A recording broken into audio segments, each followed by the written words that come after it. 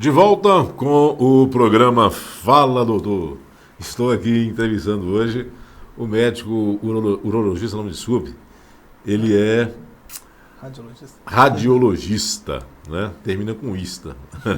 Radiologista, doutor Diego Eleutério. Por que eu falei urologista? Porque o assunto está muito relacionado à atuação do médico urologista, né?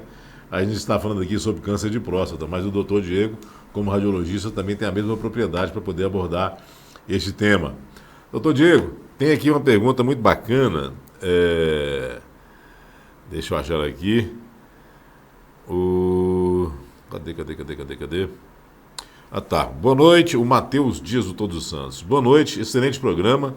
Parabéns ao doutor, muito clara a sua explicação. Aí ele pergunta: obrigado. Um câncer de próstata pode desencadear metástase? Se sim, para quais órgãos? Obrigado, Matheus, pela pergunta. Então, Matheus, pode sim, né? A gente tem alguns órgãos preferenciais, né, do câncer, mas destaca-se bastante metástase óssea, né? Daí que tem um dos sintomas mais tardios, mas que podem acometer, né, o paciente, que é a dor óssea, né? Mas pode dar metástase para vários outros órgãos, né? Como cérebro, né? Pulmão, né? Nossa senhora, quer dizer então que se vacilar... Sim. A progressão do câncer, né? Ele é de gerar, de fazer implantes, né? De mandar algumas células para os outros locais do corpo, né? Que isso caracteriza a metástase, né? Pacheco participando aqui conosco, pai da doutora Roberta, oftalmologista. A doutora Roberta, inclusive, já foi entrevistada aqui no programa Fala Doutor da TV Gazeta. Vamos agendar novamente com ela, viu, Pacheco? Ele quer saber se quem opera de próstata fica impotente. Certo, ótima pergunta. Então, o câncer de próstata, ele tem um tratamento, a gente pode até abordar um pouquinho mais, mas assim, basicamente, ele tem algumas vias para iniciar após o diagnóstico, né? Uma das vias é o tratamento cirúrgico ou a radioterapia, né? Ambas podem dar alguns efeitos colaterais, né? Um deles é a impotência, né? Varia bastante a incidência, né, da impotência sexual, mas ele tem um percentual significativo, né? Não é desprezível, né? Pode gerar de 30%, 40%, 50% no primeiro ano, né? E é um sintoma realmente que constrange, né? Que preocupa os homens, que deve ser falado, né? E tem outro ponto, né? A detecção precoce, quando o tumor está menor, ele faz com que o tratamento ele seja menos invasivo. Né? E o tratamento menos invasivo, ele tende a dar menos efeitos colaterais, dentre eles a impotência. A gente está falando muito de câncer de próstata aqui. Veio uma pergunta do Paulo Ricardo do Centro. Boa noite, doutor. Quais os sintomas da próstata inflamada? Sim. Tem isso ótimo. também? Tem, sim. E ele quer saber também a probabilidade de câncer, de cura do câncer de próstata. Mas vamos primeiro essa questão da próstata inflamada. Certo. Então, a próstata inflamada, o termo é prostatite, né? Ele é um tema importante porque ele é um diagnóstico diferencial em vários aspectos. Primeiro, dos sintomas, né? Que ele vai ter aquela urgência, aquela vontade de urinar com maior frequência, urinar mais vezes, né? Em menor quantidade, mais frequente.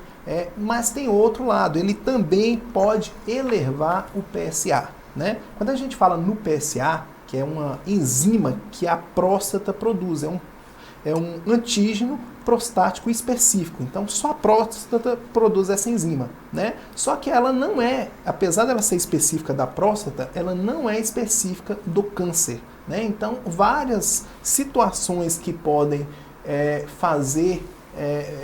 vão atuar na próstata podem aumentar o PSA. Entre elas a prostatite, né? Que é a inflamação da próstata, né?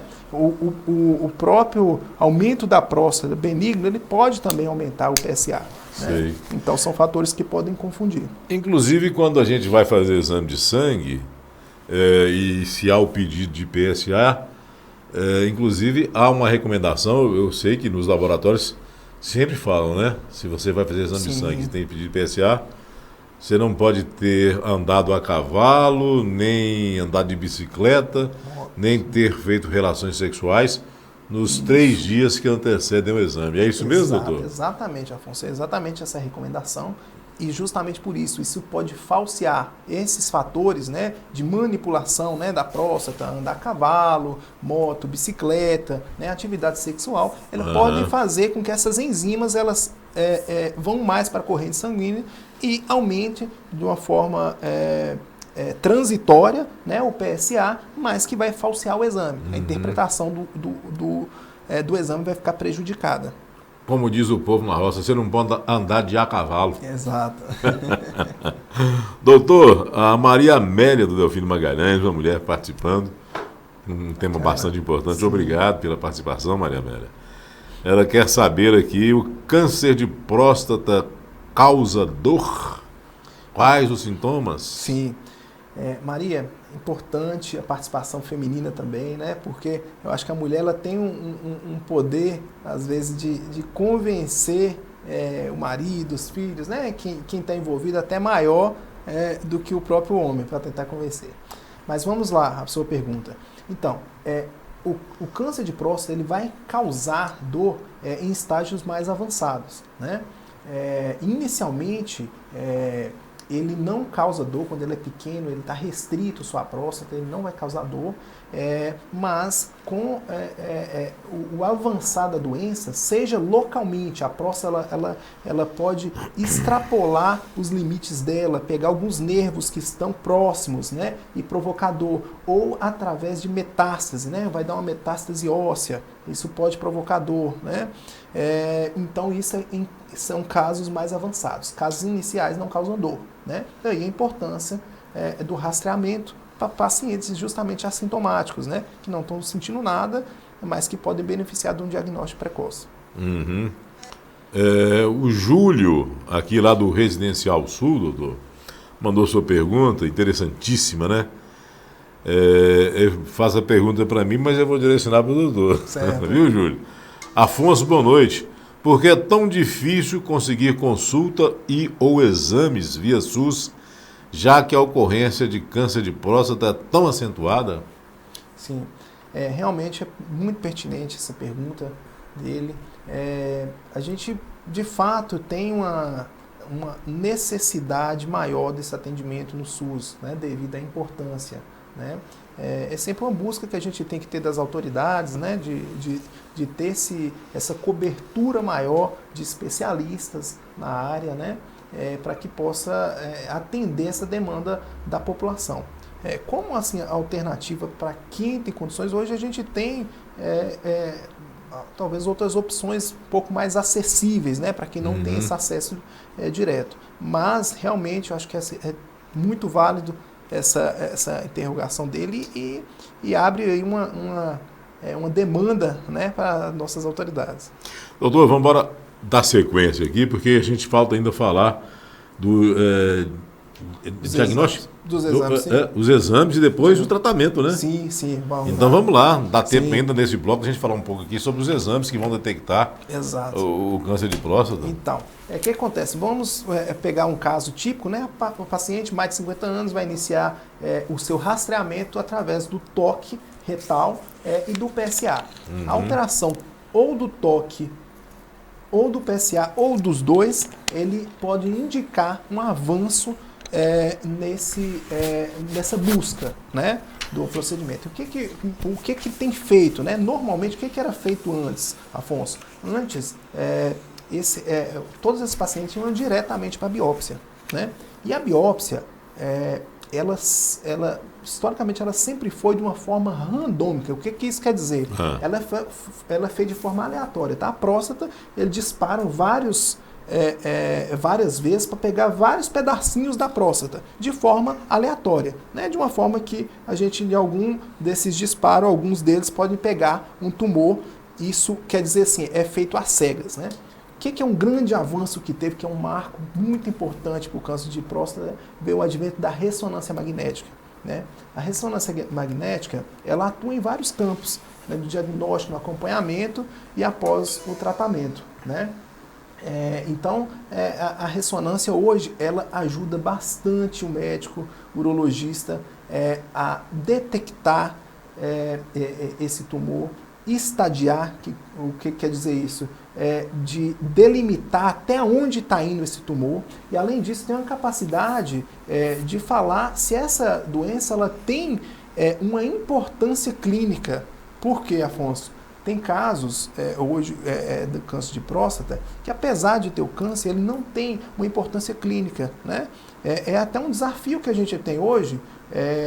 Alguns casos são tão indolentes que esse paciente ele vai morrer com câncer de próstata e não do câncer de próstata, né? Então ele vai ser tão devagar esse crescimento que ele vai morrer de qualquer outra coisa e esse câncer não vai ser a causa da morte dele, né? Interessante, então, tem alguns fatores que a gente busca ainda, mas sem dúvida a ressonância ajuda muito ao urologista a tomar esse tipo de decisão desses pacientes. Então, em termos de exames, praticamente são esses, né? Isso. Então, o que acontece? Além da ressonância, né, que tem esse advento, e eu acho que vale a pena também a gente reforçar um ponto, né? A ressonância magnética, ela também passou por avanços importantes, né? Antes, a ressonância era feita com uma sonda, que a gente fala, endorretal. Então, ele ficava lá 25, 30 minutos com uma sonda no ânus, né, no canal do reto. Isso realmente é um desconforto, porque a gente estava falando do toque retal que eles incomodam, fica 15 segundos, você ficar 30 minutos realmente é um desconforto, né? E com o advento de novas máquinas, por exemplo, a ressonância 3 Tesla, né, há uma dispensa dessa sonda endorretal. Então, dá para fazer com a sonda por cima, né? Que é muito mais confortável, muito mais tolerável para o paciente. E além disso, essas ressonâncias novas, né, principalmente a 3 Tesla, ela tem uma capacidade de visualização, de nitidez da imagem muito superior. Né? 3 Tesla? 3 Tesla. É uma unidade de medida. Exatamente. Então, assim, hoje a ressonar, por exemplo, a gente tem algumas ressonâncias, a gente tem uma ressonância 3 Tesla e a gente guia todos os exames da próstata para fazer nessa ressonância 3 Tesla. Então, por exemplo, a gente tem nas outras unidades que o paciente quer fazer, mas a gente sempre direciona para essa 3 Tesla. A gente faz todos os exames nossos na 3 Tesla. Por que isso? É o padrão ouro, né? É a melhor, é o ótimo, vamos dizer assim. Dá para fazer na outra? Dá, mas a gente dá essa preferência para fazer na 3 Tesla.